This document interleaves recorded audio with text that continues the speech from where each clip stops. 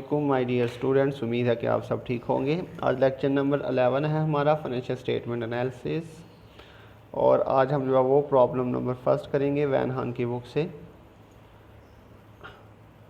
बारनाबी cartage company has current assets of 8 lakh and current liabilities of 5 lakh.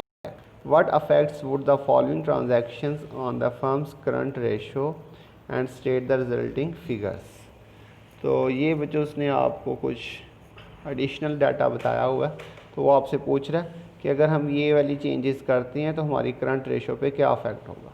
तो इसके लिए बच्चों हमें सबसे पहले क्या करना पड़ेगा, हमें अपना करंट रेशो सबसे पहले कैलकुलेट करना पड़ेगा, और फिर उसके बाद हम ये चेंजेस करेंगे उसके अंदर, और फिर दोबारा से उसने कहा हुआ आपने जो रिजल्टिंग फिगर है, मतलब दोबारा से आपने ये चेंजेस करके ABCD के अंदर ये कैलकुलेशन करके बतानी है। तो सबसे पहले तो हम करंट रेशो निकालते हैं। इसमें हमारे पास करंट एसेट 8 लाख हैं और करंट लाइबिलिटीज़ जो है वो 5 लाख है।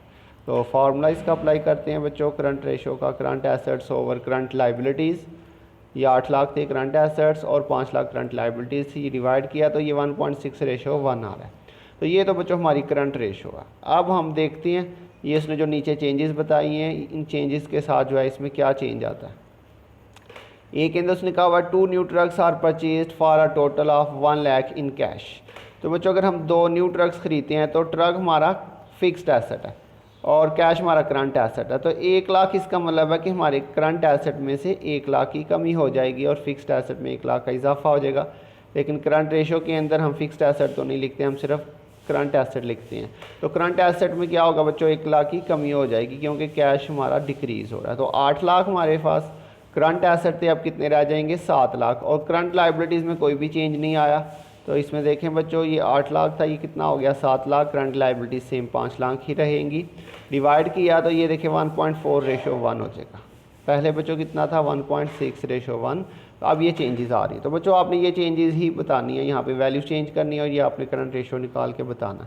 ये हमारा फर्स्ट पार्ट था। उसके बाद सेकंड पार्ट में उसने कहा हुआ था company borrow 1 lakh short term to carry an increase in receivable of the same amount. जी बच्चों उन्होंने 1 लाख जो है वो शॉर्ट टर्म, मतलब ये करंट लाइबिलिटी है, 1 लाख उन्होंने बोरो किया for short term. Current liability में हमारा 1 लाख का इजाफा होगा क्योंकि हमने लोन लिया 1 लाख रुपया शॉर्ट टर्म, ये करंट लाइबिलिटी में 1 लाख का इजाफा हो जाएगा। और यही 1 लाख जो उसने कहा to carry an increase in receivable of the same amount, और इसी 1 लाख से आपने अपने रिसीवेबल को भी क्या कर देना है, इंक्रीज़ कर देना। ये लिखा हुआ है to carry an increase in receivable of the same amount, same amount से आपने अपने रिसीवेबल को भी क्या कर देना, इंक्रीज़ कर देना। इसका मतलब बच्चों हमारी करंट लाइबिलिटीज़ में भी 1 लाख का इजाफा हो रहा है और रिसीवेबल हमारा अकाउंट रिसीवेबल ये भी हमारा करंट एसेट होता है। तो करंट लाइबिलिटी में भी 1 लाख का इजाफा हो रहा है और हमारे करंट एसेट्स में भी 1 लाख का इजाफा हो जाएगा। तो ये 8 लाख था, ये 9 लाख हो जाएगा, 5 लाख था, ये कितना हो जाएगा 6 लाख। तो ये बच्चों हमने वैल्यूज पुट की, 8 था 9 हो गया, 5 6 हो गया।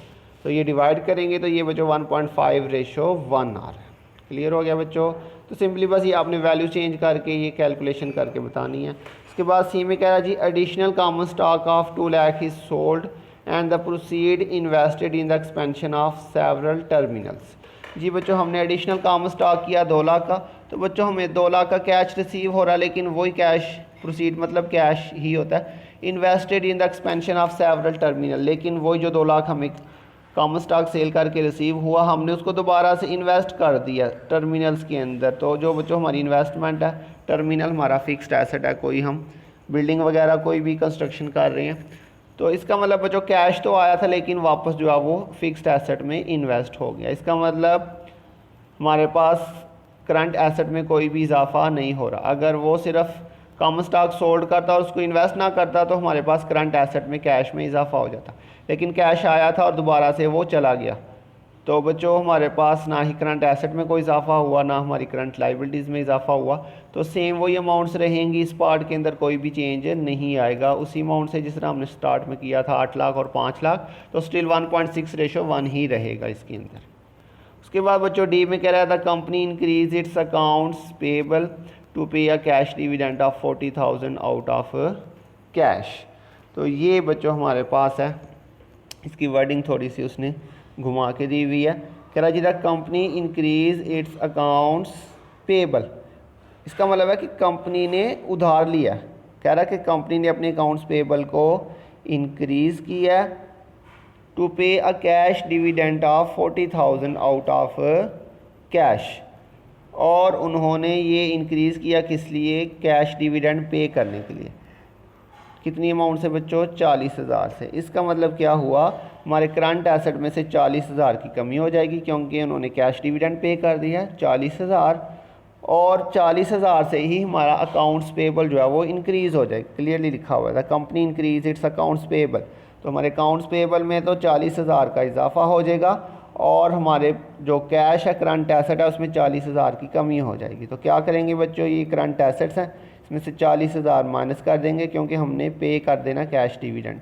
तो इधर बच जाएगा बच्चों 7,60,000, और ये हमारी करंट लाइबिलिटीज़ 5 लाख है, इसमें 40,000 का इजाफा हो जाएगा तो ये हो जाएगा 5,40,000। तो ये बच्चों आपके पास वैल्यूज़ आ जाएंगी 7,60,000, इसमें कमी हो गई कैश में करंट एसेट्स में, और करंट लाइबिलिटीज़ 5 लाख थी उसमें 40,000 का हमने इजाफा कर दिया। तो ये बच्चों इसको डिवाइड करते हैं तो ये 1.41:1 आ जाएगा। तो ये बच्चों बिल्कुल सिंपल सा क्वेश्चन था आज का हमारा। तो मुझे उम्मीद है आपको समझ आ गई होगी। तो अपना ध्यान रखिएगा, इंशाल्लाह बहुत जल्द मिलेंगे नेक्स्ट लेक्चर के साथ। तब तक के लिए अल्लाह हाफिज़।